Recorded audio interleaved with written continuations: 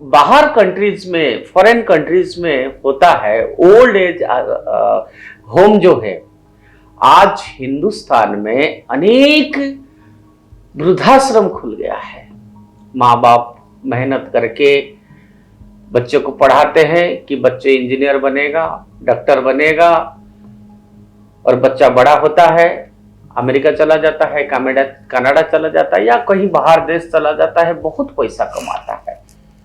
लेकिन आज आए दिन हम खबर सुनते हैं कि बूढ़ा बूढ़ी घर में बैठे हैं, कोई उनको अटैक करके मार दिया है।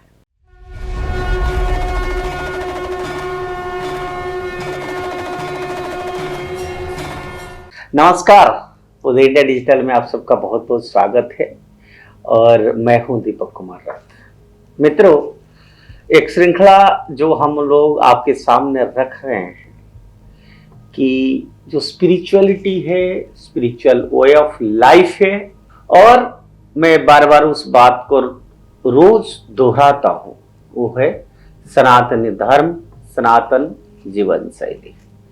मित्रों, हमारा जो समाज है, परिवार में, हमारा समाज में बड़ों की आदर करना, बड़े बुजुर्गों को आदर करना, सम्मान करना, स्नेह करना, उनका प्यार करना, उनको साथ खड़ा रहना, उनके साथ शेयर करना, इसका एक बड़ी महत्व है हमारा समाज में। आप लोग देखे होंगे, गांव में भी जाएंगे, बड़े बड़े परिवार हैं, एक घर में 2-3 बुजुर्ग लोग होते हैं, दादा दादी, नाना नानी, चाचा चाची, जो भी होते हैं, वो चाहे परिवार में कुछ भी ना करें, लेकिन जब वो बैठे रहते हैं, सिर्फ कहते हैं कि अगर दरवाजे पे बड़े बुजुर्ग बैठे हैं तो वही अपने आप में हमारे लिए एक बहुत बड़ी ताकत रखते हैं।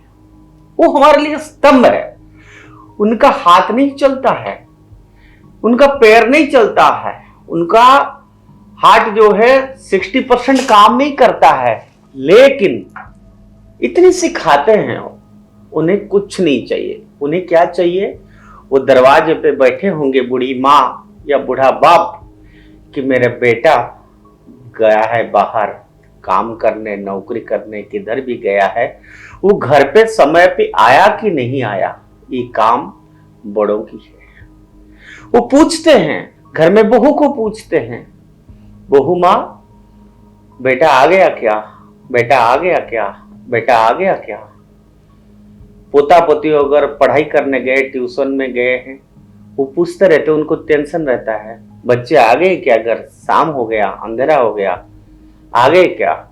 हम लोग सोचते हैं कोई दिक्कत नहीं होगा, वो तो आ ही जाएंगे, काम में फंस गए होंगे। लेकिन ये वो जो चिंता करते हैं, और हमेशा घर का बड़े बुजुर्ग घर की कल्याण के लिए, चाहे बूढ़ी माँ भी हो, वो आप मार किए होंगे, वो हमेशा हाथ जोड़ के भगवान को प्रार्थना करते, भगवान मेरा बेटा बाहर गया है, हमारा परिवार में सब सुख हो, शांति हो, घर में कोई बीमार ना पड़े।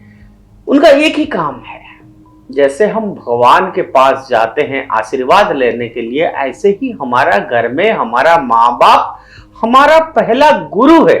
एक माँ उसके बच्चे को जन्म देता है, वो बच्चा चाहे उसे पूछे या ना पूछे, जब तक वो माँ का हार्ट बीट हो चलता है, तब तक उस बच्चे का कल्याण ही कल्याण के लिए सोचता है। कितना भी दूर बच्चे रहे, वो माँ सोचती है, हे भगवान मेरे बच्चा जहां भी है ठीक रहे, हे भगवान मेरे बच्चा को कोई तकलीफ ना देना, हे भगवान मेरे बच्चों को ठीक रास्ते में लेना। तो ये जो संस्कार है, ये संस्कार जमाने से है। हम एक पद्धति में, सिस्टम में, कुटुंब में जुड़े हुए हैं, और इसीलिए बड़े बुजुर्गों की आदर करना इसी समाज में, सनातनी समाज में दिखाई देता है। आपने श्रवण कुमार की स्टोरी सुने होंगे, बूढ़े माँ बाप को कैसे कंधे में लेकर जाते थे। इस देश में अनेक उदाहरण है।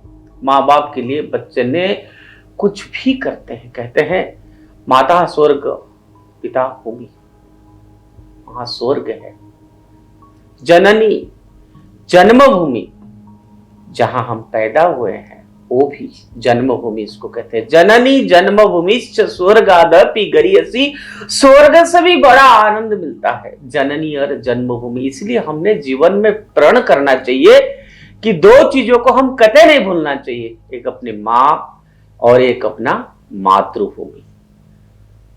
हमारा देश हमारा मां है और यही हमारा भारत की संस्कार है। इसलिए हम कहते हैं भारत माता की जय। हम देश को अपना मां मानते हैं। मित्रों, मैं आज ये बात क्यों रख रहा हूं आपके सामने? मैं कोई नया बात तो कर ही नहीं रहा हूं, ये सब आपको मालूम है। लेकिन मैं कल अखबार पढ़ रहा था, मैं देख रहा था कि जैसे बाहर कंट्रीज में, फॉरेन कंट्रीज में होता है ओल्ड एज होम जो है, आज हिंदुस्तान में अनेक वृद्धाश्रम खुल गया है। माँ बाप मेहनत करके बच्चे को पढ़ाते हैं कि बच्चे इंजीनियर बनेगा, डॉक्टर बनेगा, और बच्चा बड़ा होता है, अमेरिका चला जाता है, कनाडा चला जाता है या कहीं बाहर देश चला जाता है, बहुत पैसा कमाता है। लेकिन आज आए दिन हम खबर सुनते हैं कि बूढ़ा बूढ़ी घर में बैठे हैं, कोई उनको अटैक करके मार दिया है। कुछ जगह तो ऐसे होता है, बच्चे खुद कहते हैं कि माँ मर गया, तो जो है पड़ोसी को या कोई मित्र को कहते हैं कि मैं पैसा भेज रहा हूं, माँ का संस्कार कर देना। पंडित जी को बोलते हैं कि आप हरिद्वार जाके वो जो रिचुअल से वो करके आ जाना ना। आखिर जैसे हम पैदा हुए थे, बोल नहीं पा रहे थे, खा नहीं पा रहे थे, उस समय हमारा माँ बाप ने हमको लालन पालन किया, बढ़ाया, बड़ा किया, और तब जाके आज हम इस रूप में हैं। तो आज हम उसको भूलेंगे नहीं। हर परिवार में ऐसा हो गया जैसे बच्चों का विवाह हो जाता है या नौकरी कहीं बाहर लग जाता है, कुछ हो जाता है, तो माँ बाप कहीं जगह नेचुरल वे में भी अलग हो जाते हैं। लेकिन मेरा आपसे ये अनुरोध है कि आपका पापा माँ बड़े बुजुर्ग अगर साथ में है तो उनका खूब आदर करिए, जहां भी जाते हैं उनका चरण स्पर्श करके जाइए, और जहां भी रहते हैं उनसे रोज बात करिए, उनसे शेयर करिए, खाए नहीं खाए, उनके साथ कोई तकलीफ तो नहीं, उन्हें कोई पैसा नहीं चाहिए आपकी, उनकी आपका घर नहीं चाहिए, उनको कुछ नहीं चाहिए, उनके सिर्फ आपकी प्यार चाहिए। आप उनको आदर करें और उससे जितना आशीर्वाद आपको मिलेगा उस आशीर्वाद से आप जीवन में सुख समृद्धि प्राप्त करेंगे। आप चाहे करोड़ों कमा लो, बड़ा बंगला बना लो, बड़ा गाड़ी बना लो, उससे आपको सुख शांति नहीं मिलेगा। सुख शांति मिलेगा अगर आपको अपने माँ बाप की या बड़े बुजुर्ग की आशीर्वाद प्राप्त है तो मैं चाहूंगा कि आज जो बात मैंने आपके सामने रखा कि बड़ों को आदर करना, चाहे फादर हो, फादर इन लॉ हो, मदर इन लॉ हो, चाचा हो, चाची हो, कोई भी हो, इवन डिस्टेंस रिलेशंस में भी हो, हमेशा ध्यान रखिए कभी भी बड़े से मिलने जाते हैं उनके लिए कुछ ना कुछ जरूर छोटा सा चीज भी, फल भी, फूल तक भी हो, लेके जाइए, उनसे शेयर करिए, बात करिए, उनका इमोशन को समझिए। इसी से ही आपका इतना आशीर्वाद मिलेगा, इतना आशीर्वाद मिलेगा, आप ही मुझे कहेंगे कि सच में हमने तो थोड़ा दूर हो गए थे, हम सोच रहे थे, हमने तो पैसा भेज दिया और हमारा जिम्मेदारी खत्म हो गई, हमने तो डॉक्टर के पास भेज दिया, हमारा जिम्मेदारी खत्म हो गई ना। मैं आशा करूंगा कि आप सब लोग आज प्रोमिस करेंगे कि हम जहां भी रहेंगे, जिधर भी रहेंगे, हमारा बड़ों को आदर करेंगे, सम्मान करेंगे, जब तक वो जिएंगे उनको एक डिग्निफाइड लाइफ हम प्रदान करेंगे, किसी भी हालत में रहकर भी। आज के लिए इतना।